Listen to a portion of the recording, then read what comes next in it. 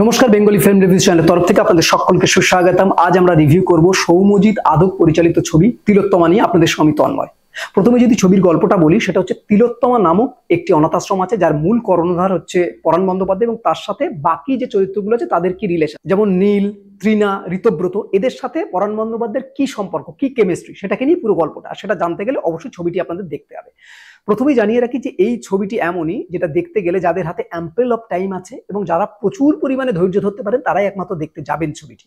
কারণ ছবিটি সত্যিকারের কথা বলতে কোনো পজিটিভ পয়েন্ট আমার কাছে নেই। আমি যতগুলো ছবি দেখেছি তার মধ্যে একটা দুটো হলো খারাপ, নিম্ন থেকে একদম নিম্নতর ছবি হলো একটা দুটো পজিটিভ পয়েন্ট থাকে। এই ছবির কোনো পজিটিভ পয়েন্ট আমার কাছে বেসিক্যালি নেই। প্রথম কথা যদি বলি আমি অ্যাক্টিং এর কথা, সেক্ষেত্রে বলবো যে পরাণ বন্দ্যোপাধ্যায়ের অ্যাক্টিং পর্যন্ত ভালো লাগেনি।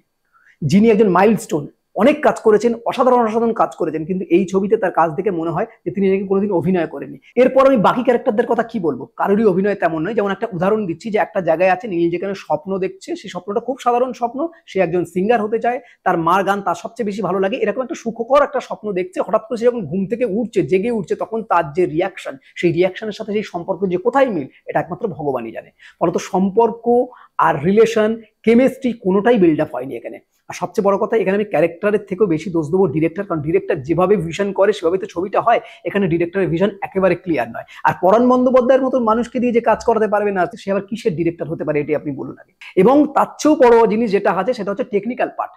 টেকনিক্যাল পার্ট অনেক সময় অনেক খেলো ছবিকে অনেক ভালো করে দেয়। এখানে টেকনিক্যাল পার্টগুলোকে যেভাবে ইউজ করা যায়, বিশেষ করে এডিটিং এর কথা বলবো, কোথায় ডিজলভ হচ্ছে, কেন ডিজলভ হচ্ছে, পুরো ছবির সাথে কোনো মানে নেই।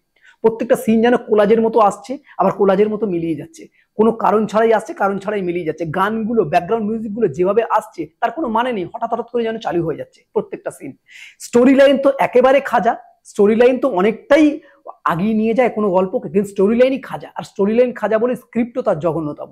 ফলত সমস্ত দিক দিয়ে যদি বলি, মেকিং একেবারে বাজে, লোকেশনের কোনো ভ্যারিয়েশন নেই, ব্যাকগ্রাউন্ড মিউজিক আগে বললাম, টেকনিক্যাল পার্টও কোনো দেখার মতো কিছু নেই। ফলত এই গল্পের আর থাকে কি? শুধু একটা কথা বলবো, যে এইভাবে যদি ছবি বানানো হয় তাহলে কিন্তু শুধুমাত্র পুঁজি ধ্বংস হয় এবং বাংলা সিনেমার মান কিন্তু জাস্ট পড়ে যায়। তাই কোনো অধিকার নেই যে বাংলা সিনেমার মানকে কোনোভাবে ফেলে দেওয়া হোক। ফলত ছবি যখন বানানো হবে তখন যেন প্লিজ তারা দেখে নেয়, অ্যাটলিস্ট ছবিটি বানানোর পর যেন দেখে নেয় যেটা অ্যাকচুয়ালি সত্যি সত্যি হলে আনার যোগ্য, রিলিজ করার যোগ্য, দর্শকের সামনে সেটা কি প্রেজেন্ট করার যোগ্য। না হলে এরকম না করাই উচিত, অন্তত বাংলা সিনেমার দিকে নজর রেখে। বাস এটুকু বলবো। বাকি যদি আপনারা কেউ কষ্ট করে দেখেন তাহলে আপনাদের কেমন লেগেছে অবশ্যই কমেন্ট করে জানাবেন। এটাই হলো মোটামুটি আজকে রিভিউ। এই হলো ওভারঅল রিভিউ। এরকম নতুন নতুন রিভিউ জানতে বেঙ্গলি ফিল্ম রিভিউ দেখতে থাকুন। আপনাদের গুরুত্বপূর্ণ মতামত আমাদের কমেন্ট বক্সে অবশ্যই জানাবেন। বেঙ্গলি ফিল্ম রিভিউ সোশ্যাল মিডিয়াতে সব জায়গায় অ্যাভেলেবেল আছে, আপনারা সেখানে আমাদের ফলো করতে পারেন। বাংলা সিনেমাকে এগিয়ে রাখুন, বাংলা সিনেমার পাশে থাকুন। Thanks for watching.